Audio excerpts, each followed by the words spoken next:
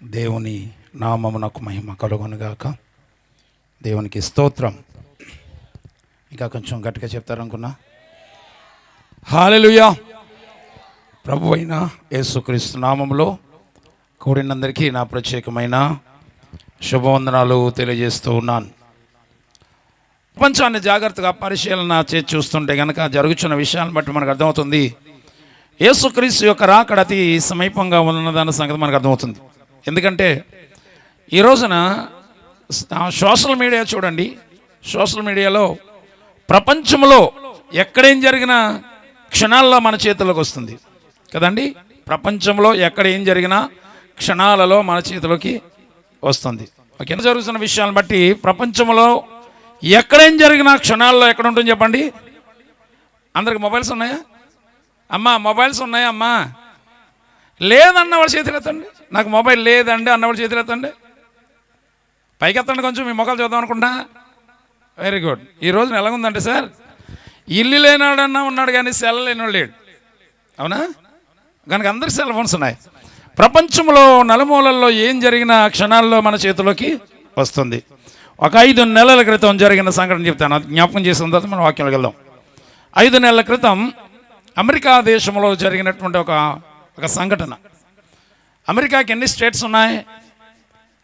పోన్లేండి, America కూడా పక్కన పెడదాం, మన దగ్గరకు వద్దాం. భారతదేశానికి ఎన్ని రాష్ట్రాలు ఉన్నాయి? పోనీ ఇదన్నా చెప్పండి అమ్మా. భారతదేశంకున్న రాష్ట్రములు ఎన్ని? 29, 29 రాష్ట్రాలు భారతదేశానికి ఉన్నాయి కదా. అలాగే అమెరికాకు కూడా కొన్ని రాష్ట్రాలు ఉన్నాయి. ఎన్ని రాష్ట్రాలు ఉన్నాయి? 50 రాష్ట్రాలు కలిగిన దేశమే అమెరికా దేశం.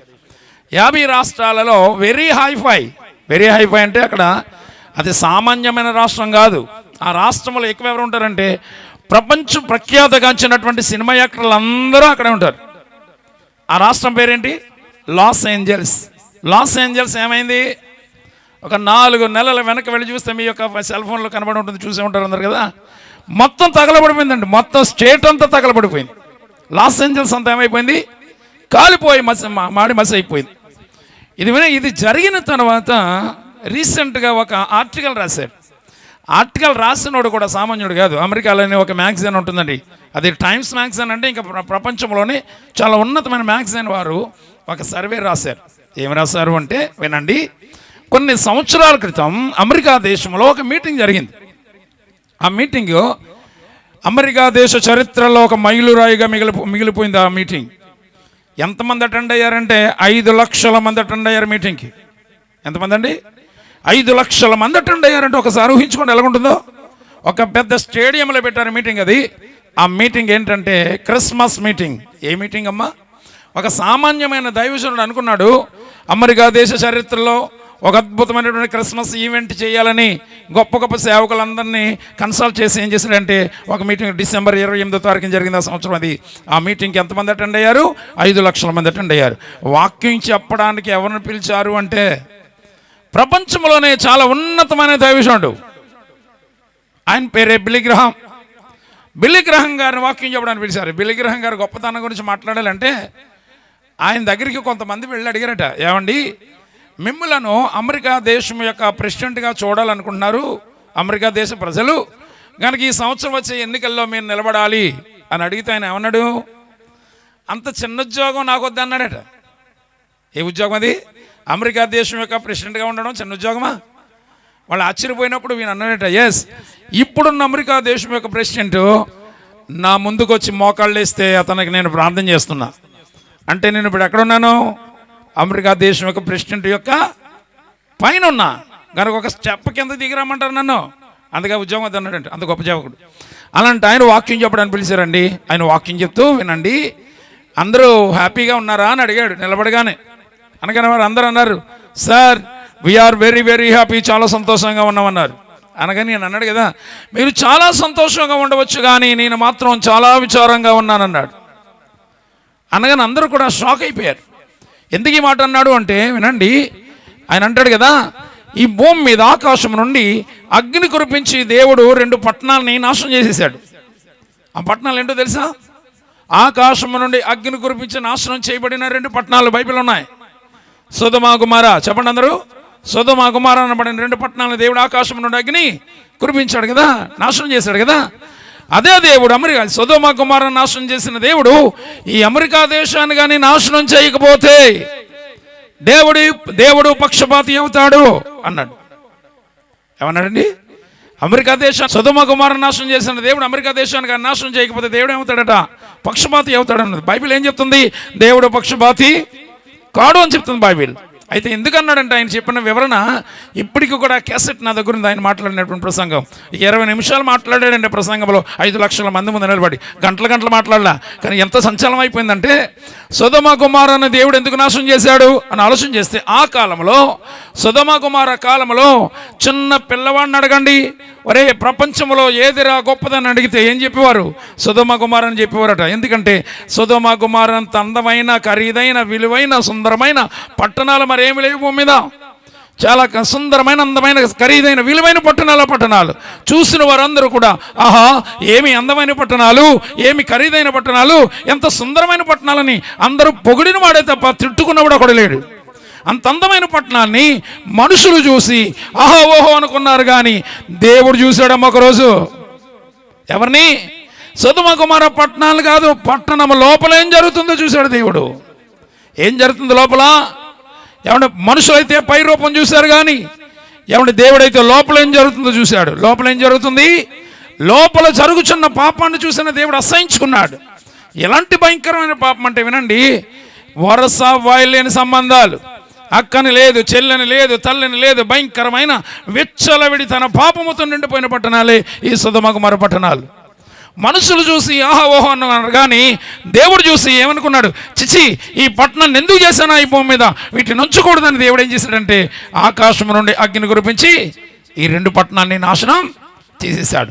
ఈ మాటలు చెప్పిన ఆయన అన్నాడు కదా, సొదొమ గొమొర్రాలో ఏ పాపమైతే ఉన్నదని దేవుడు నాశనం చేశాడో అదే పాపము ఇప్పుడు అమెరికా దేశంలో ఉన్నది. సొదొమ గొమొర్రా నాశనం చేసిన దేవుడు అమెరికా దేశాన్ని నాశనం చేయడా? చెయ్యకపోతే కనుక దేవుడు ఏమవుతాడు? పక్షపాతి అవుతాడు అని చెప్పిన మాటలు విన్నటువంటి వారందరూ ఒక్కసారిగా షాక్ అయిపోయారు. అని అంటాడు కదా, గమనించండి, మీరు ఎంతమంది సంతోషంగా ఉన్నారో నాకు తెలియదు, కానీ నా దేశం కొరకు నేను ఏడవని రోజు లేదు, నా దేశం కోసం నేను కన్నీళ్లు కార్చిన రోజు లేదని ఆయన చెప్పిన మాటలు. రీసెంట్గా మాట చెప్తాను. మా అబ్బాయి అమెరికా వెళ్ళాడు. 1 సంవత్సరం ఉండి మొన్నే వచ్చాడండి. వస్తే ఒక సేవకుడు వచ్చి మా అబ్బాయిని ఇంటర్వ్యూ చేసినాడు. అడిగాడు, ఏమంటే అమెరికా వెళ్ళారు కదా, what is special in America, అమెరికాలో ఏంటంటే ప్రత్యేకత అంటే మా ఓడు చెప్పిన మాట విని షాక్ అయ్యాను నేను. ఏమన్నాడు తెలిసిన మా అబ్బాయి? అమెరికాలో స్పెషల్ ఏముందండి, ఒక పెళ్ళికి పిలిస్తే వెళ్ళాడట. ఆ పెళ్లిలో 2 అబ్బాయిలు కలిసి పెళ్లి చేసుకుంటున్నారు. పెళ్ళి ఎవరెవరికి? 2 అబ్బాయిలు కలిసి పెళ్లి చేసుకుంటున్నారట. అక్కడ చట్టం అంటది. ఏంటి చట్టం? ఆడవారికి ఆడవారు పెళ్లి చేసుకోవచ్చు, మగవాళ్ళకి మగవాళ్ళు పెళ్లి చేసుకోవచ్చు అనే చట్టం. పోన్లేని అమెరికాకి ఏదో పోయే కాలం వచ్చిందనుకో, మన ఇండియాకి ఏం తగులుందండి? ఇండియాలో కూడా దీన్ని చట్టం చేశారు. ఏంటి చట్టం? ఆడవారికి ఆడవారు పెళ్లి చేసుకోవచ్చు అంట, మగవాళ్ళకి మగవాళ్ళు పెళ్లి చేసుకోవచ్చు అంట. ఇది చట్టం భారతదేశంలో. ఇలాంటి చట్టాలు ఎలా పాస్ చేస్తున్నారు బాబు? నాకు అర్థం కాదు. భారతదేశ నాయకులారా, ఇలాంటి చండాలమైన చట్టాలు ఎలా పాస్ చేస్తున్నారు?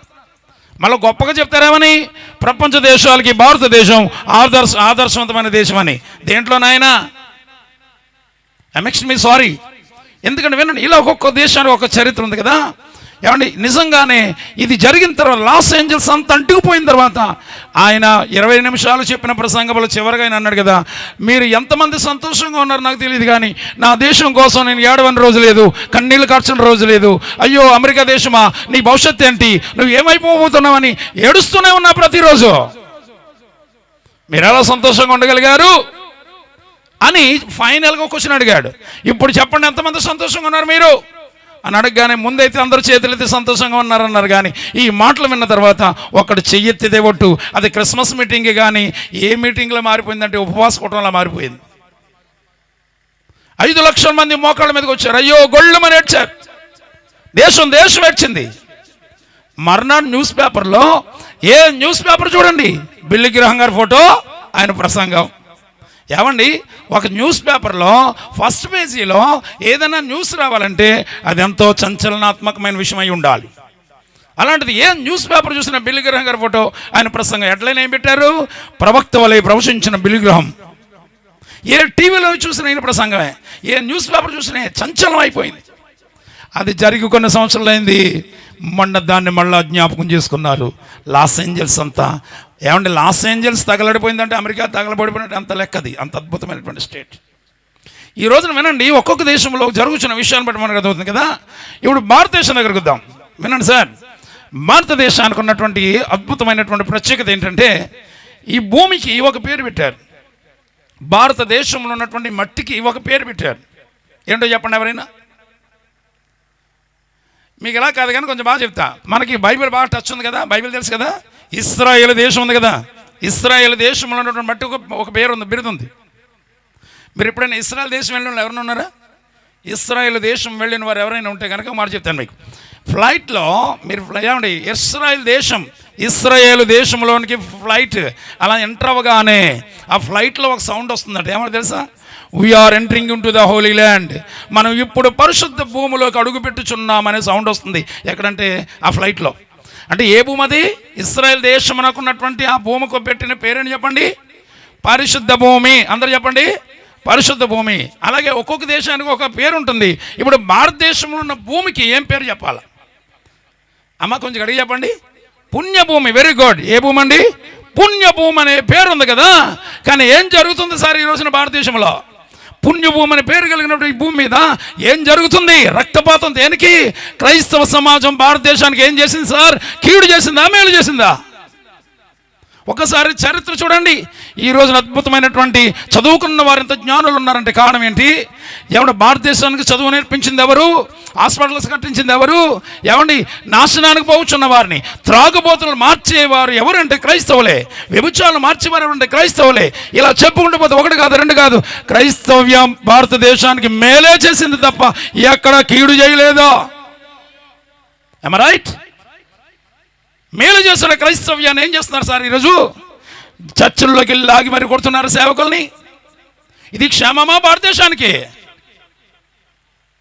ఒకసారి ఆలోచన చేయండి. మనం ఏదో పైపైన ఉన్నాం కానీ వాస్తవం లోపలికి వెళ్తే కనుక భారతదేశమా నీ భవిష్యత్తు ఏంటి అని ఆలోచన చేస్తే ఇది క్రైస్తవులు అనగా దేవుని పిల్లలు ఏం చేస్తారు సార్? నాశనానికి పోయే వారిని అయ్యో సరైన మార్గంలోకి రాబాబని, ఏమండి చెడిపోయిన వారిని బాగు చేయడమా క్రైస్తవ్యం చేసిన తప్పు? మంచి బోధించడమా క్రైస్తవం చేసిన తప్పు? ఇలాంటి పరిస్థితుల్లో ఈ రోజున గమనించండి సార్. నేను విమర్శించడం కాదు, ఉన్నటువంటి బాధ చెప్తున్నా. క్రైస్తవ్యం భారతదేశానికి మేలే చేసింది తప్ప ఎక్కడ కీడనేది పని చేసింది ఏమన్నా ఉంటే చెప్పండి ఒక మాట.